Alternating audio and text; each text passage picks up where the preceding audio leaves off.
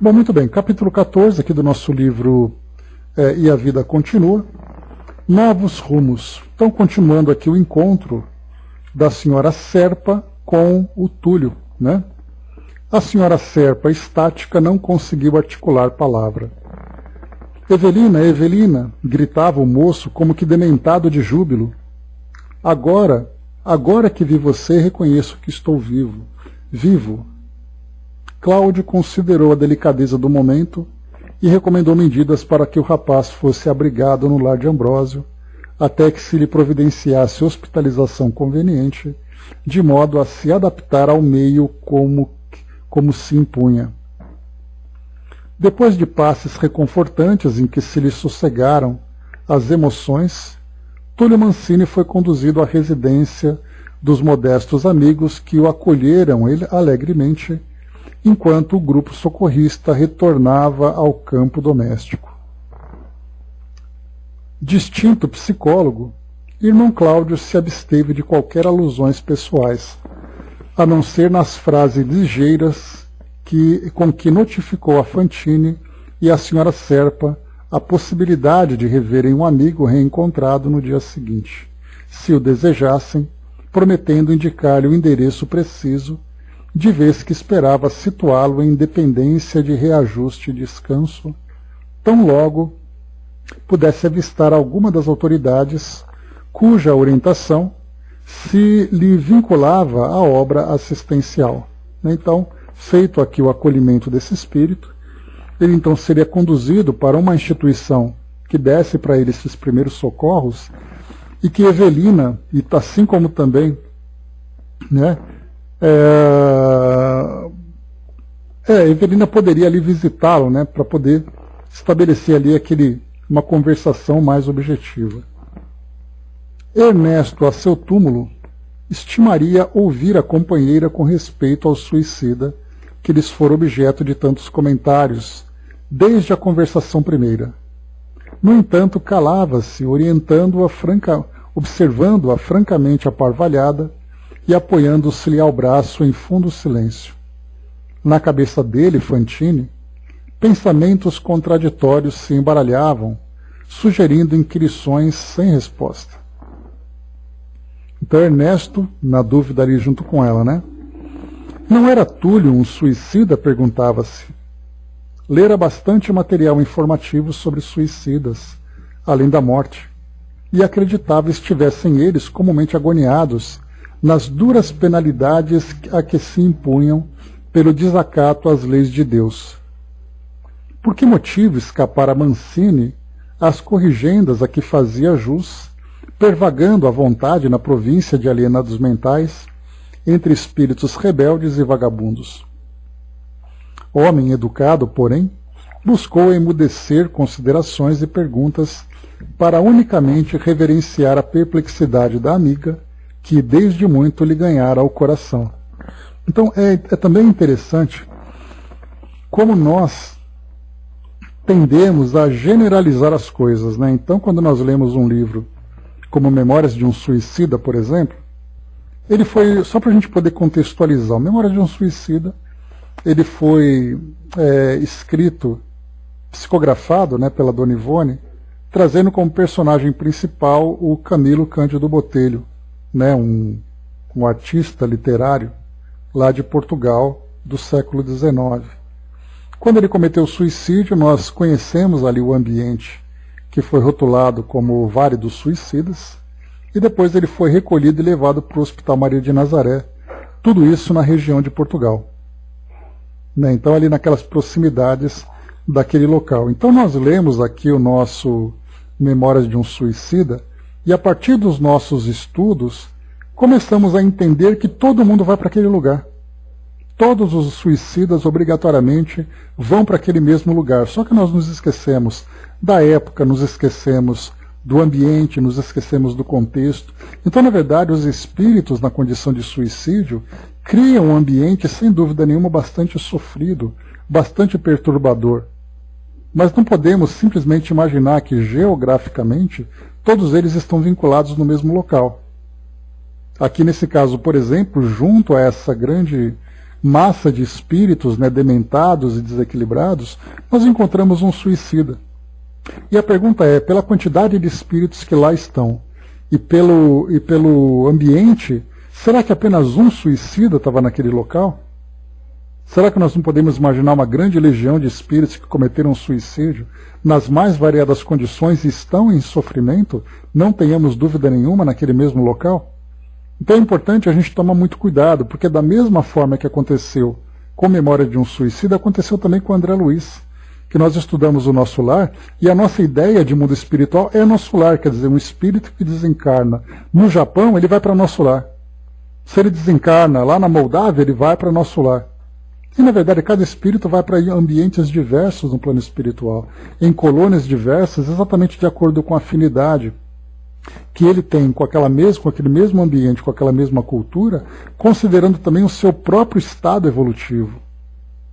Então temos que tomar muito cuidado, porque esses livros que são trazidos para nós, que trazem um panorama do mundo espiritual, não quer dizer que o mundo espiritual seja restrito àquilo. Pelo contrário. Nós vamos encontrar ali ambientes, diversidades no plano espiritual que a gente nem sequer tem ideia. Né? A mesma coisa também, Jerônimo também da mesma forma. Então tudo isso para nós é muito importante, da gente olhar um exemplo, a partir desse exemplo a gente vai expandir o modelo do que acontece, mas não nos restringirmos àquilo que é descrito. Aqui, por exemplo, né, o Ernesto coloca, né, nessas perguntas que ele faz, perguntas silenciosas que ele faz, né?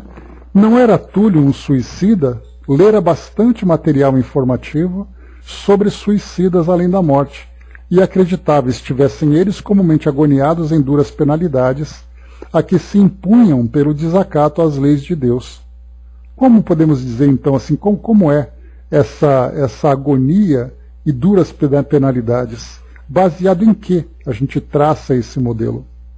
Né? Então, por isso é importante a gente lembrar que não é possível, né, fazer ali restrições desses ambientes no plano espiritual apenas por pequenos modelos que nós recebemos. O soldado colocou, é natural reencarnar em regiões diferentes desse planeta para se vivenciar novas experiências, até porque também a gente vai lembrar que os espíritos estão vinculados a determinadas culturas, né? Eu acompanhando nessas notícias da guerra, nesse fim de semana, então teve ali um profissional, um repórter, que conhecia muito bem aquela região da Polônia, aquela região da Ucrânia, né? E ele foi falando sobre a história de cada lugar. E aqueles lugares têm ali histórias milenares. Então, né, no ano 800, no ano 900 depois de Cristo, né, aqueles locais começavam já a se juntar naqueles grupos. E agora os espíritos que ali vivenciam são espíritos certamente comprometidos com a história, com a construção daquela cultura, daquela comunidade. E por que isso tudo? Porque cada espírito tem ali as suas próprias necessidades evolutivas e naturalmente ele será atraído para um grupo, né, e para um ambiente onde ele tem afinidade. Da mesma forma que nós aqui, da mesma forma que pessoas que reencarnam em outros países, né? Imaginar, por exemplo, alguém que nasceu no México, que tem ali uma profunda ligação com o povo asteca, ele vai fazer o quê lá na Austrália, se a relação dele é uma relação histórica com aquele ambiente, né? Então, vamos dizer assim, essa genealogia espiritual, ela está muito ligada às afinidades que cada espírito vai construindo. Ele não fica saltitando de diversas regiões do mundo sem necessidade. Então é muito mais natural e muito mais prático que ele sempre reencarne naquele ambiente onde ele tem afinidades para que ele possa se desenvolver moralmente. E intelectualmente também, naturalmente, né? A Fabi colocou, né, e aí a gente vê o vício em acreditar que Deus pune. E não é. Pois é, exatamente o próprio espírito vai criando a sua própria história, né? E da mesma forma também, né, os encarnados vão se vinculando às experiências que têm necessidade. E também o reencarnado se mudar para outras regiões e vivenciar outras culturas, somente se houver necessidade mesmo, né? Para que isso seja proveitoso para ele, não simplesmente como uma aventura. Mas ainda temos muito que aprender sobre tudo isso ainda.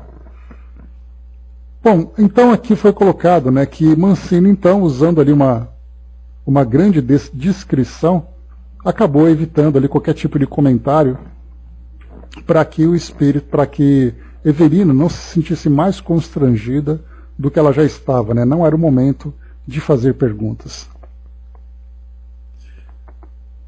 Passo a passo e diálogo a diálogo, a equipe dispersou-se entre saudações de fraternidade e votos de paz.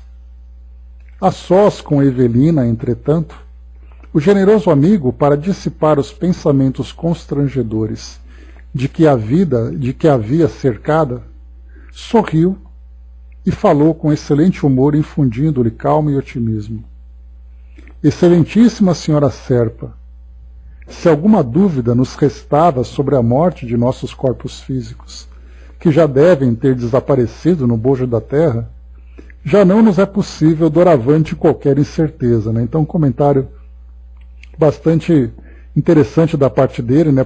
Porque ele resistia, os dois resistiam muito à ideia de estarem mortos, né? Porque viam ali um ambiente muito familiar ao ambiente terreno, né? Ainda não tinham qualquer confirmação de que eram realmente espíritos desencarnados, né? Então, depois dessa visita, nesse ambiente, contato com pessoas, com situações, já não era mais possível ter qualquer dúvida a esse respeito, né? Então dá para imaginar o tom de voz que ele utilizou para falar com ela, naquele tom de bom humor, né? Já que os dois negavam tudo isso. Ela negava por um lado e ele negava por outro. Ela negava, né, pela convicção religiosa dela e ele negava pelo ceticismo dele, né? Ela diligenciou em vão sorrir. Sentia-se esmagada, abatida, né? Deu aquele sorrisinho amarelo, né? Mas a dor no coração ainda era muito forte pelo reencontro que ela teve. Ernesto redobrou esforços para chamá-la ao reequilíbrio e, depois de larga série de alegações construtivas, rematou.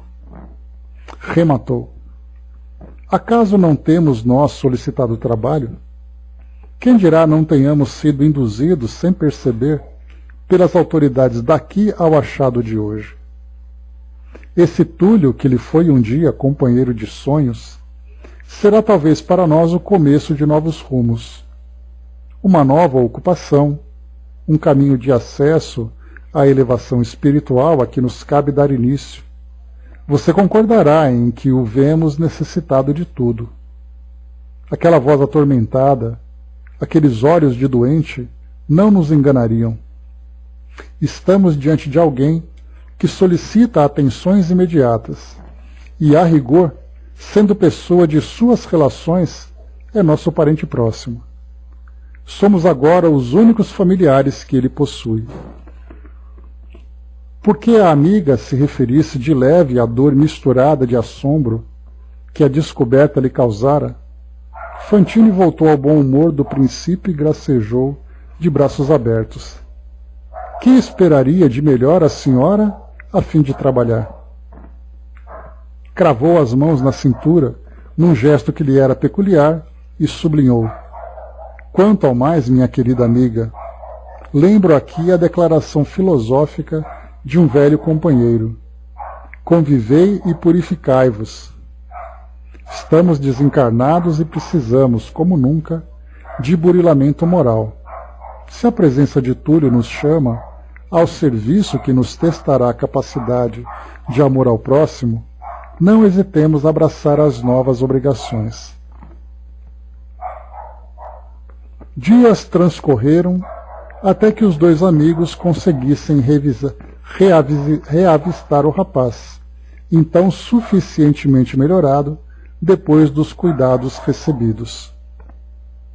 Ernesto fitava-o curioso no primeiro tete-a-tete, mas Evelina sentia-se tomada de surpresa e inquietação. Aquele era Túlio Mancini, mas um Túlio Mancini diferente. Os olhos penetrantes, quando pousados nela, denunciavam sentimentos estranhos.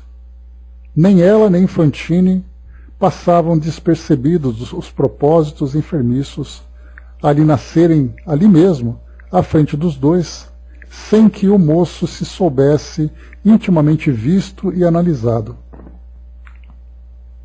Sem qualquer impulso intencional, Ernesto e Evelina permutavam impressões telepaticamente, reconhecendo com mais clareza que lhes era possível conversar pelo idioma do pensamento, de modo espontâneo, principalmente ali, diante de um companheiro que não lhes comungava o mesmo nível de ideias e emoções. Naquele momento, guardavam a convicção de ler na alma de Túlio como um livro aberto. Então, interessante aqui, né, o espírito começa a desenvolver as suas potencialidades, né, e a comunicação mental entre eles, né, já começa a se tornar cada vez mais fácil, né, e não aquele mistério todo que nós imaginamos, né, porque o trabalho telepático, né, a gente imagina que seja algo extremamente difícil, né, e na verdade basta o espírito, né, começar ali a desenvolver o seu próprio potencial, já que ele sempre teve isso, né. Registrando as afirmações entusiásticas do rapaz, a imaginar-se vivo no mundo físico, pelo fato de haver reencontrado a ex-noiva, os dois amigos não se animavam a desmanchar-lhe de pronto a ilusão. Aqui também uma coisa curiosa, né? Se, quando eles chegaram no mundo espiritual, eles foram tratados dessa mesma forma, já que eles acreditavam que estavam encarnados e tudo mais, e foi ali aos poucos, né, que eles começaram a ter essa percepção dessa nova realidade, exatamente para evitar esse choque, agora eram eles que estavam fazendo a mesma coisa com o jovem Túlio, que também se acreditava vivo, porque ele tinha encontrado então com ela, e sem ter ali a lucidez de raciocínio, né, para ver ali a sua nova realidade, ele então, no momento em que ele a avista, ele começa então a também acreditar que se encontra vivo, e eles respeitam essa crença, exatamente porque esse despertar ele vem de uma forma muito natural. Pelo menos, né, dentro de um ambiente mais equilibrado, né, porque certamente ele, Túlio, quando estando ali junto a outros espíritos, certamente muitas vezes disseram para ele que ele tinha morrido. Assim como André Luiz, logo no começo, ele era chamado de suicida, né, mas ele falava, mas eu não fiz nada. Até que ele foi se dando conta dessa realidade, né, e de uma forma bastante dolorosa também. O que mais me espanta é ter aguentado isso aqui tanto tempo com o flagelo da dúvida, suspirou Mancini aliviado, né, o jovem Túlio. A senhora Serpa diligenciou modificar-lhe o curso dos raciocínios, no evidente intuito de prepará-lo para a verdade, e interpôs com bondade. Da minha parte, o que mais lamentei foi a sua atitude, atirando contra você mesmo num ato de loucura. Eu, pois você não soube? Redarguiu o moço admirado. Nunca fiz isso. Tive, é verdade, a fraqueza de pensar um dia em matar-me pelo veneno por sua causa, mas depois reconheci que você não me desprezava e eu queria a todo preço reconquistar a sua afeição. Sucede, porém, que no anseio de colocar-me fora de campo, Caio foi procurar-me. Caio, no caso aqui, era o marido dela, né, que era o Caio Serpa, né, com quem ela se casou. Então ela estava dividida entre Caio e Túlio. Túlio cometeu suicídio e ela se casou com Caio. Caio foi procurar-me, solicitando-me ir com ele ao seu escritório, para consultarmos juntos um livro de direito internacional. Porque alegasse urgência, não vacilei em prestar-lhe o favor. Era um feriado e as salas próximas jaziam fechadas. A sós comigo, abandonou os assuntos da profissão e passou a acusar-me. Disse que a minha covardia, recorrendo ao veneno, abalara o amor que existia entre eles e você. Tentei justificar-me. Quando me detinha a considerar pureza em meu afeto, aquele brutamontes vomitou insultos que não consigo olvidar, e sacando um revólver, me alvejou no peito.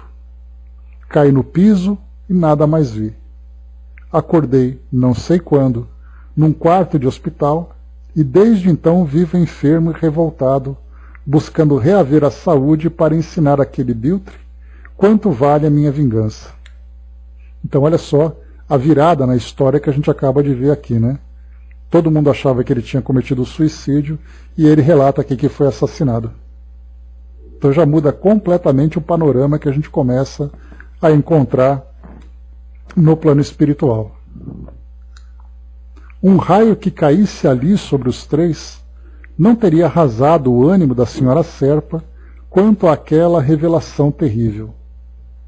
Num átimo, percebeu que Túlio não largara o corpo em arrancada suicida, mas sim constrangido pela arma daquele a quem desposara no mundo ao mesmo tempo que Fantine, estupefato, concluía que o rapaz fora vítima de um crime desconhecido entre os homens. E fosse porque aflitivos pensamentos de culpa lhe azorragassem o cérebro, ou porque notava no moço o anseio indisfarçável de ficar a sós com Evelina, rogou telepaticamente a ela não fizesse o mínimo esforço para trazer Mancini à realidade, e sim tivesse paciência até que pudessem estabelecer planos de socorro ao moço infeliz. A senhora Serpa entendeu e Ernesto pediu licença para afastar-se. Então vimos aqui um quadro agora novo, um quadro diferente. Mas independente disso, a gente estava considerando naquele raciocínio que Túlio teria cometido suicídio e poderia estar entre aquelas pessoas. Isso não muda, exatamente porque nós vamos lembrar que o plano espiritual ele tem ali toda a sua diversidade, todas as suas dimensões, e os espíritos vão se atraindo por essa afinidade. Então, nesse caso aqui, nós temos até mesmo a intenção de cada indivíduo no ato suicida vai determinar exatamente com que vínculo ele vai criar. É um ato provocado pelo desespero, pela desilusão, foi um ato deliberado simplesmente pela vontade de fazer, tudo isso acaba também entrando nessa equação. Queria pensar, repousar. Ao demais informou, era natural que os dois tivessem confidências de coração para coração. Mais tarde se reencontrariam. Então, nesse caso aqui, Ernesto pediu licença, deixou os dois ali sozinhos, para que eles pudessem conversar. É uma boa descrição da parte dele. Embora contrafeita, Evelina aqueceu. Quando se voltou, porém, para o ex-noivo, sentiu-se algo desamparada, qual se renteasse com perigos ocultos. Mancini convidou-a a pequeno passeio pelo parque da instituição que o albergava e em poucos instantes ei-los um ao lado do outro, a passo vagaroso, entre sebes floridas e árvores protetoras, aspirando o vento embalsamado de nutrientes perfumes. Evelina, recomeçou ele, quem é esse velho que você está trazendo a tiracolo? A interpelada mostrou-se penosamente impressionada com a frase agressiva pronunciada em tom de sarcasmo. No entanto, respondeu gentil. Trata-se de amigo distinto, a quem devo inestimáveis favores. Ele chasqueou. Compreenda que sofri muito para achar você. Agora não cedo sua companhia a homem algum, mesmo que esse homem fosse seu pai. Ela se impunha a revidar, solicitando moderação. Todavia Mancini prosseguiu eufórico. Evelina, tenho um mundo de coisas a saber, a perguntar e a ouvir de você. Não sei realmente se tenho estado louco. Onde estamos? Que fazemos? Entretanto, prefiro falar de você e de mim, unicamente de nós dois. Dá para a gente imaginar o constrangimento dela, nessa situação. Nessa altura do diálogo, esbarraram com bonito e pequeno carramachão, totalmente envolto de trepadeiras. Túlio, em voz suplicante, implorou fizessem ali uma parada de refazimento. Sentia dores quando se movimentava em demasia e alegou. Desde o tiro sofrido, não se reconhecia o mesmo. Evelina obedeceu maquinalmente, impulsionada pela compaixão. Acomodaram-se ambos num dos bancos existentes, no recinto doce e agreste. O moço relanceou os olhos por todos os lados, como a certificar-se de que se vinham absolutamente sozinhos, e em seguida cerrou a única porta da peça, que passou a receber luz e ar através das altas e estreitas janelas que quase se comunicavam com o teto. Em se voltando para a companheira, patenteava no semblante tamanha expressão de sensualidade que a senhora estremeceu. Evelina, Evelina, rogou ele apaixonadamente. Você sabe quanto tenho esperado por esse momento de felicidade em todos esses anos de angústia. Você e eu juntos. Ela não foi totalmente insensível ao apelo afetivo daquele homem jovem a quem amara e enterneceu-se.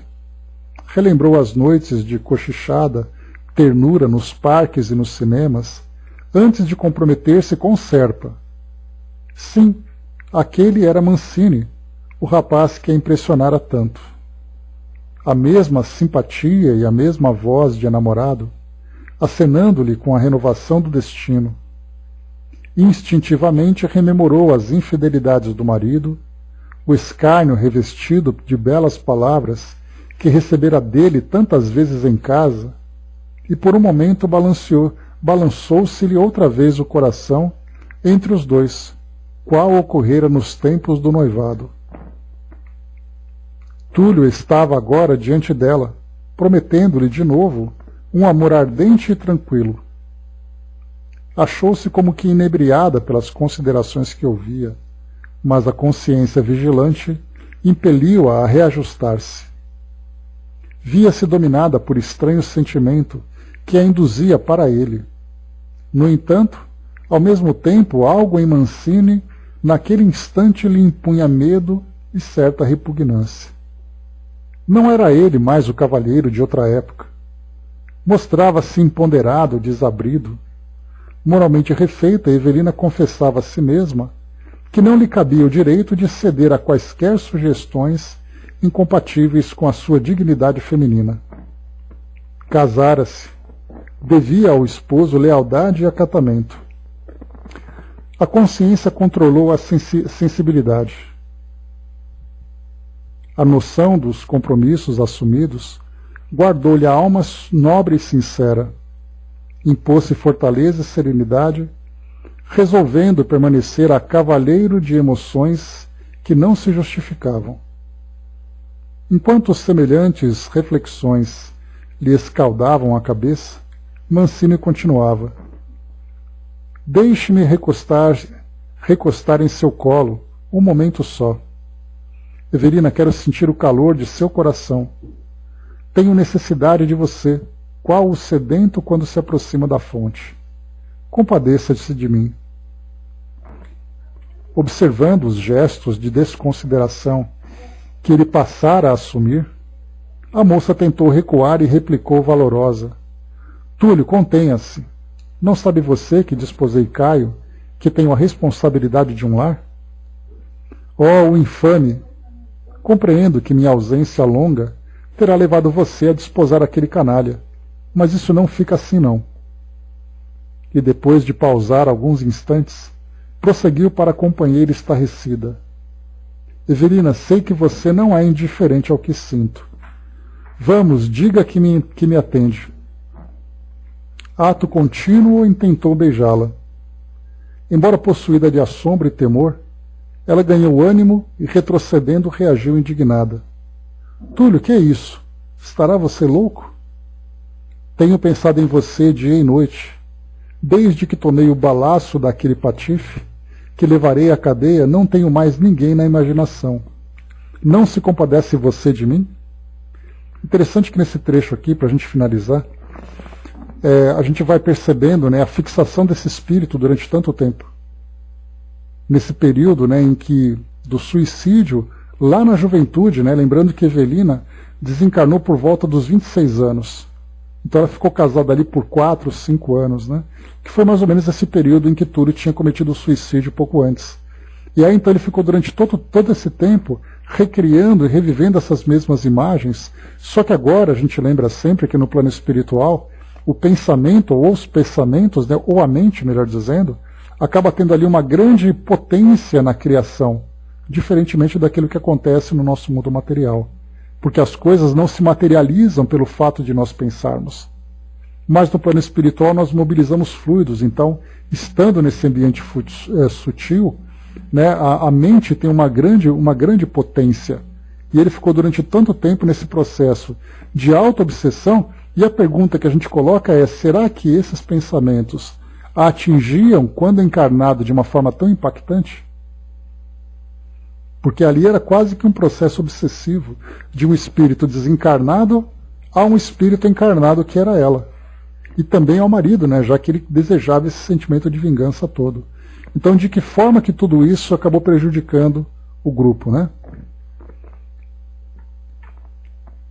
O entorno comovedor daquela voz feria-lhe fundo na alma, a alma.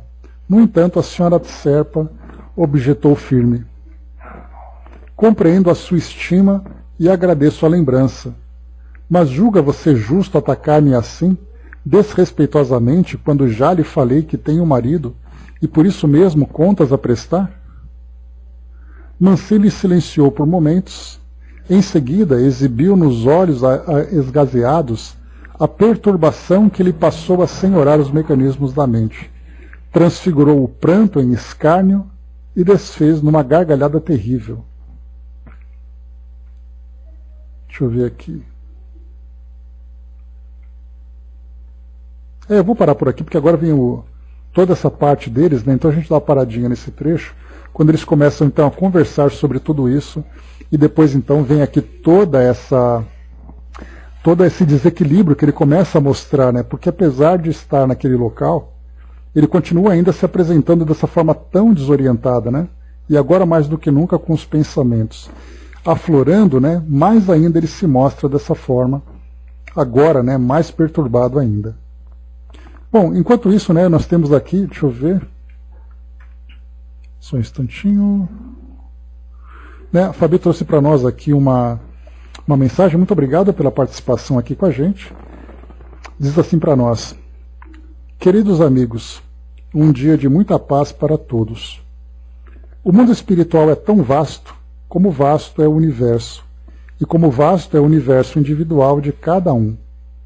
Mesmo em um grupo mais homogêneo, onde já vemos afinidades maiores que discrepância, quantos mundos há? Quanta história podemos ler, como se a alma de cada um fosse um grande livro. Amigos, cada um de vocês, aqui e agora reunidos, tem histórias seculares, e isso se pensarmos apenas naquelas que nos marcaram enquanto espíritos, transitando pelas experiências em corpos humanos.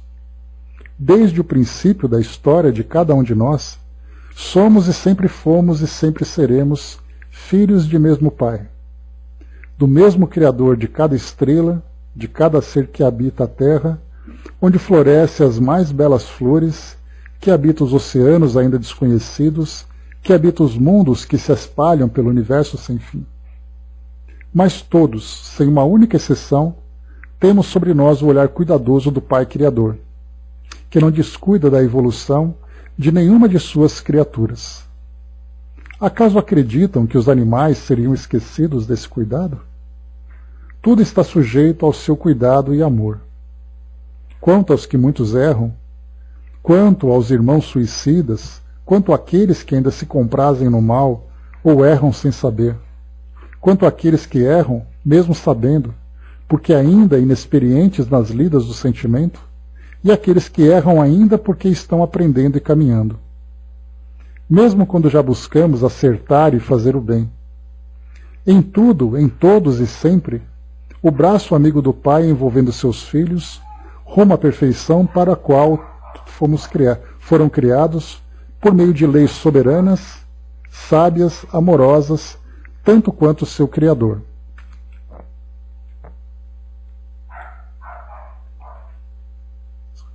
A questão é, queridos, já temos condições de conhecer toda essa beleza? Toda essa grandeza? Como acreditar que muito conhecemos pelo pouco que lemos? E como acreditar que todo o saber se esgotou quando ainda mal conseguimos compreender as lições iniciais contidas nos ensinamentos do Cristo, que nos trouxe predicas nascidas da lei e que pela eternidade irão nos conduzir, mas que agora cabe a cada um de nós o esforço de compreender e sentir o que nos norteará para toda a eternidade e todo o conhecimento que ainda conheceremos. todos os sentimentos que ainda sentiremos, o amor que devemos a todos e a tudo, a nós mesmos, à lei de Deus, ao Pai. Busquemos aprender sempre mais, vivenciando os ensinamentos que temos conhecimento, mas lembrando que tudo o que chega a nós, seja através das letras, da fala, das experiências, se não servirem para nos conduzir ao aprendizado do amor, ainda que nas suas letras iniciais, que já são gloriosas, de nada servirão. Amemos, amigos, sempre. Se nada soubermos, mas soubermos amar com caridade, com a meiguice do Cristo, podemos nos considerar aptos a conhecer tudo o que um dia se desvendará aos nossos olhos e coração, porque essa é a vontade do Pai. Muito obrigado pela participação com a gente. É uma bela mensagem, falando sobre todo aquele conhecimento do mundo espiritual que a gente sempre tem acompanhado, porque realmente uma pretensão nossa, claro que é uma pretensão natural, de espíritos ainda aprendizes, que cada vez que a gente se deslumbra com um novo conhecimento, a gente se apega a ele como se ele fosse definitivo. E na verdade nós estamos realmente iniciando ainda essa trajetória de espírito. Mas como foi colocado para nós aqui, Paulo de Tarso, numa das suas cartas, ele coloca, nada adianta falar a língua dos homens, falar a língua dos anjos sem amor. Então aqui para nós é a mesma coisa. Mesmo que todas essas letras, todas essas palestras, os livros, os ensinamentos cheguem, se nós não amarmos, de nada vai adiantar. Então vale muito mais amar do que conhecer. Porque o conhecimento sem amor ele é vazio. E o amor é o princípio do conhecimento, então é o caminho correto para nós aprendermos. Então essa é a mensagem que conclui aqui o nosso trabalho de hoje, cheio de esperança para todos nós.